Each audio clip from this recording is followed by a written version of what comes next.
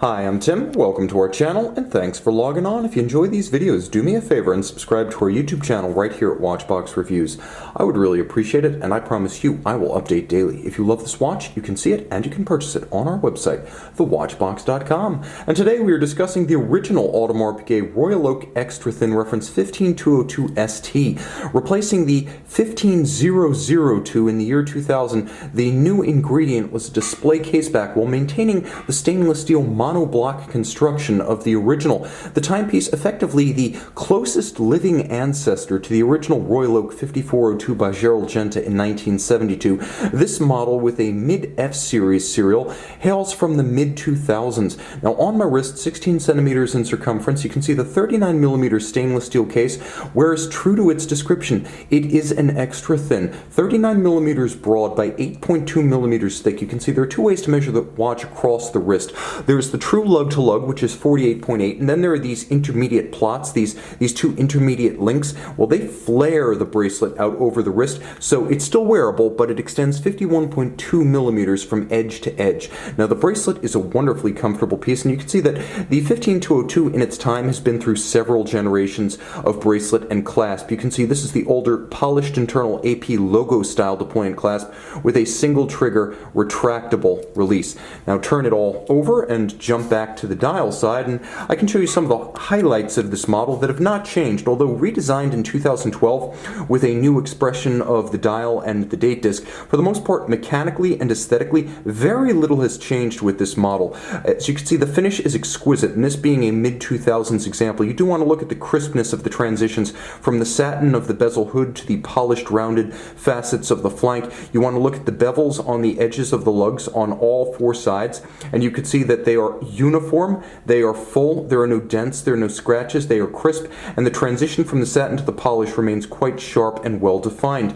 Moving down and along the profile of the links, you can see that the hairline bevel is perfectly aligned across all of them, even and undamaged. The satin finish atop is clear, and you can see that the polished facings of the intermediate links, as you roll them through the light, glint and gleam as the interior faces of those links are polished. On the underside, you can see, as ever, the ergonomics, well time tested by Audemars Piguet. Even in the 2000s, they had plenty of decades of experience making these bracelets. Thus, they vent the wrists nicely, they don't pinch skin or pull hair. And although in our era, Patek Philippe has reverted to pin sleeves on its sports watch steel bracelets, here you can see that all of the removable links are fixed by screws. We may as well get a little bit closer because, after all, so many of these details have to be seen close up. Let me show you those bevels one more time. You can see they're sharp, they're full, they're even from corner to corner, they are artisanally rendered, and they are exactly as this watch left Les Brassus in the mid-2000s. You can see those polished facings of the intermediates inboard, and then of course we jump all the way to the clasp, and you can see it is in excellent condition in its own right. You retract the trigger, you slide it down, it locks in, that is the clasp. Jumping back to the case, you can see the flank is satin finished, and the character line that starts on the bezel continues perfectly through the case flank and into the monoblock case back. You can see that the bracelet is fixed on by screws. No spring bars used here. That's the right way to do it. Absolute security against accidental disconnect. Now, the dial of the watch is a tapisserie. It is the petite tapisserie, which means it is the finest hobnail. That is, it has the finest, smallest, and most subtle details of the different tapisserie dials made by Audemars Piguet. There's the Mega on the offshore. There's the Grand Patisserie on the 15300, 400, and now the 500. And then the Jumbo features petite tapisserie. Back in the mid-2000s, the dials, as today, were still made on the 19th century pantograph lathe, but back in the mid-2000s, they were made by Stern Frere, which was the descendant company of the dial maker that originally powered the purchase of Patek Philippe by the Stern brothers. The dial here features the outboard Arabic numerals that were characteristic of the first generation 15200 before 2012, so that's why you see those little numerals outboard of the hour indices. This is a first generation. You'll also note that the logo is at 12 o'clock rather than 6, and though you can't quite see it on the silver dial, the date disc was always silver rather than monotone and color matched the dial. White gold indices, white gold hands, white gold AP logo, logo. The texture of the style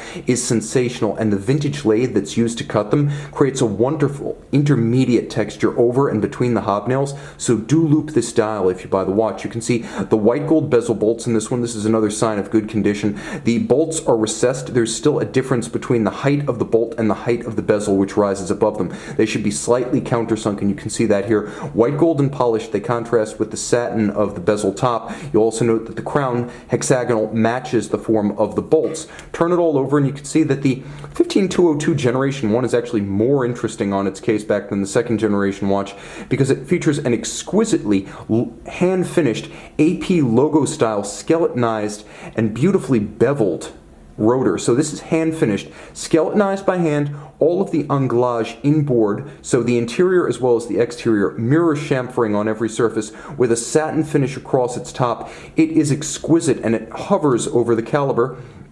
2121, which is the 2120 with the date. Free-sprung Gyromax balance beating away at 19,800 vibrations per hour, 36 joules, all of it 50 meters water resistant.